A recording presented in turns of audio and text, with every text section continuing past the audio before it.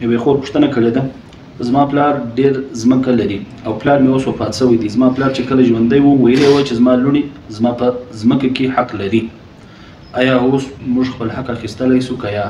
که محترم مفتي صاحب په دې اړه معلومات راکړي. بسم الله الرحمن الرحیم. حامدا ومصلیا. چې پلار په ژوند باندې وزامنو ته مځکې ورجلا نه کړي او هغه تصرف پکښې ونه کړي، وروسته که پلار ووایي چې زما خو نورې حق لري، که نه ووایي د نور حق په دې مځکه کې شته، خامخا هغه د دې حقه څه څوک د دې حقه څه نه خلاصېږي. دا غلطه خبره ده. یوه خبره ټوله قاضیانو ټولو ته موږ وایو، هم د یوه خبرې د ښه ټینګه واوري. اول یوه پله دا خبره د شرع مجلو د رضی مختار ظاهري اختلاف دی. شرع مجلې وایي یوه دعوه تر 10 کاله وروسته نارویده کېږي، بله تر 15، بله څنګه، او رضی مختار ملا صاحب فتوا پر دې کوي چې تر 14 کاله چې دعوه ونه کړي وروسته نارویدل کېږي. لیکن خو اصح کول دا دی چې د دوی په مابین کې اختلاف نشته، توافق دی. هغه داسې ده، یوه منع سلطاني ده، دا د وخت لپاره زده کوي. یوه د فقهاو خبره ده. فقها علما تر 14 کاله وروسته هاخواته چپله د مرعا او چپله د عامې لارې دعوه د دغه دوه دعوه سما شوه، د عام شي دعوه چې د عام منفیات یې عامې، دا نورې دعوې تر 14 کاله وروسته که عذر نه و دا سړي پرېښول، دعوه نشي کولی بیا پام ورته وکړي. لیکن دا نور چې شرع مجلې وایي دا چې سلطان ورته ایښي، سلطان باچا.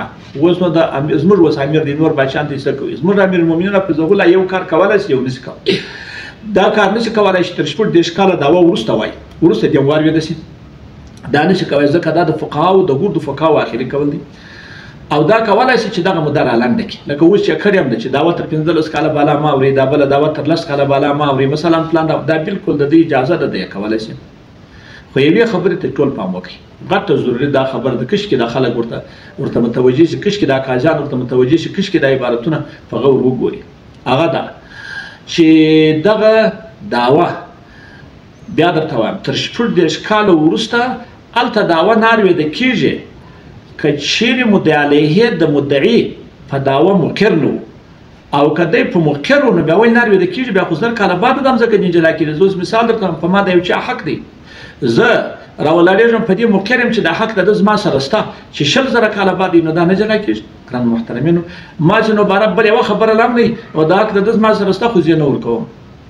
دا چې کله توتیا اوس نو تورو ته ګوره، یوه خور راولاړېږي سره د دې چې دا بله مسله لا هم شته. یوه خور راولاړېږي قرار په ورور دعوه کوي، په ورور چې دعوه کوي چې ورسې قاضي راولاړ شو، قاضي ته چې ورور بوځي هغه ته وایي دا ستا خور ده، وایي اوس ستا پلار څوک دی؟ پلان دا ستا د پلار لور ده، ستاسې مځکه پاته ده، څو جریبه پاته ده، 2 جریبه پاته ده، لا جریبه 6 جریبه پاته ده. ښه نو خور دې ده، د پلار لور دې ده، دا مځکه د پلار در پاته ده، دا ګرد پاته دی. نو وروسته بیا د یاک نه ورکوي، قرار قاضي ورته نوشته کړي، یا قاضي ورته وایي یا مفتي ورته وایي دا چې دوی تر 14 کاله هاخواته دعوه د نارویده کېږي. نو دا بیا چې راغلي په اسلام کې دا کومه خبره ده؟ دا خبره غلطه ده. دا په هغه صورت کې تر 14 کاله وروسته نارویده کېږي چې مدعي علیه هغه منکر شي د حق څخه د مدعي، هغه دا وایي چې مطلق زه د مدعي حق نه منم، دا پر ما باندې نشته، نو بیا بالکل د 14 کاله دعوه نه ده کړې. بیا قاضي هم فیصله د مدعي علیه په ګټه نه کوي، صرف به دعوه هغه صرف به قضا د ترک د دعوې د ترک د سما د دعوې وکړي چې موږ دا دعوه نه و. دغه ځای کې ډېر تفریط دی، ډېر او سره دي چې و د ښځو په باره کې بله خبره لا هم شته. قاضیانو صاحبانو، مفتیانو صاحبانو ته دا خبره واوري.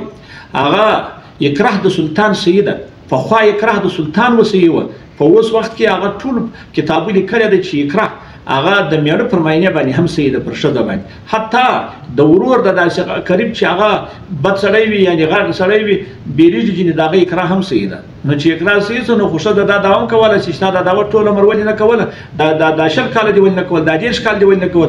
که دې دا وویله چې ما ته میړه ول دا دعوه مه کوه، که دې دا وویله چې ما ته دا ورونو راته ول چې بېرده ما دعوه نه کول، بل عذر یې لا هم موجود دی. نو ګرانو محترمینو، په دا ځای کې ډېر دا قاضیانو، دا مفتیانو، دا علما په دې ځای کې ډېر دې مسلې ته متوجه شي. دا مسله ډېره ضروري ده، ډېره لازمي ده. خو زموږ خلک اوس یې وینم چې ورسره مسلې پرتې دي، دوی د عدم سما یعنې د ترک د سما د دعوې قرار فیصله وکړي، وایي دا 14 کاله شوې دی چې دا خبره اورېدلې. دا ټول 302 صدرم ټوک شامله د مختار دا رسته لاس. والله سبحانه وتعالی. ډېره مننه محترم